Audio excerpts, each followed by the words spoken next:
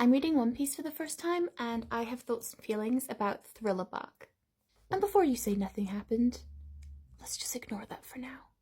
First of all, I am shocked that apparently this arc, like, a lot of people don't like it. I thought it was great. I loved the story, I thought the characters were super interesting, and I loved the dynamic between the Straw Hats and all the different fights. I really enjoyed it. Moria, Hogback, Absalom, all total creeps, but compelling villains. Perona, I love her, and I hope she is somewhere in the world. Somehow. I also very much enjoy Lola, like both versions of her, and special mention to Old Guy with Severe Injuries for giving us some wonderful moments. The fights were so good, in particular, Usopp and Perona's, because just outstanding. I love Usopp fights. I think they're always so creative and so fun, and I do feel bad that his superpower right now is his intense negativity, but it was great. And also, all of the Straw Hats coming together to fight Oars/Moria was perfect. I don't think we've seen another example of that happen. Like, usually they all get separated and have their own, like, 1v1 fights, which is fun, but also, like, let's mix it up, you know? It was really cool to see them all working together. Brooke joined the crew, and he's a great addition. I think he's very funny. I think his backstory is devastating. So I hope that being with the Straw Hats goes some way to heal him. I think he's quite obviously a kind of jovial guy, so it's going to be easy for him to hide that. But hopefully people will see that, you know, he really needs this family, you know, and they will. Like, the Straw Hats, they're great. They're great. It's been nice to see Frankie fitting into the crew.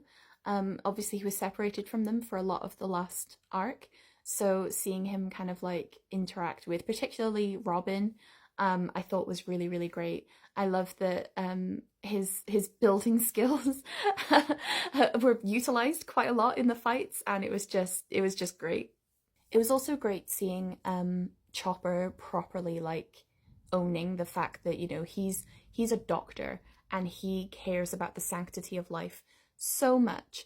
And it was great to see him really give it to Hogback, you know, and like stand up for what he believes in. Sanji's done like this in this arc, you know, like I still love him. I can't help it.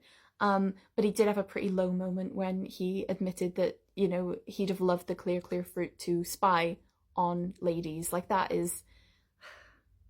that's not great. And Zoro,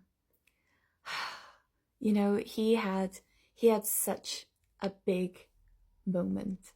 And you know, he got a new sword and he had that epic fight, and that was all cool and everything.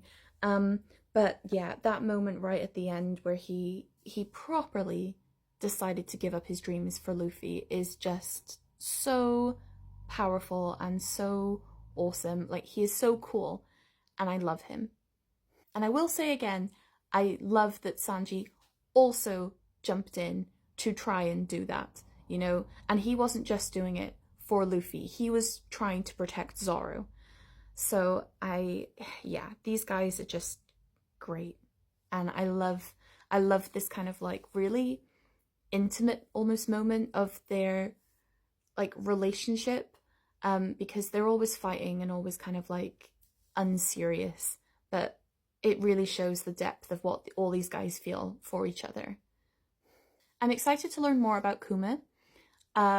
You know, we've heard Vegapunk a few times now, that he's like this genius inventor dude. You know, he did the devil fruit stuff as well as the Kuma cyborg stuff. So yeah, it'll be interesting to learn more about him, especially because I know a lot of you guys like him. I also am not fully 100% on what his devil fruit power is and how it works. Like, he repels stuff, but also he makes people disappear. So he repels people to somewhere else somehow. Unclear.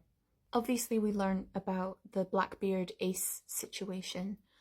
So I'm hopeful that we're gonna head on over to Impel Down now, and save him and everything will be lovely. Right?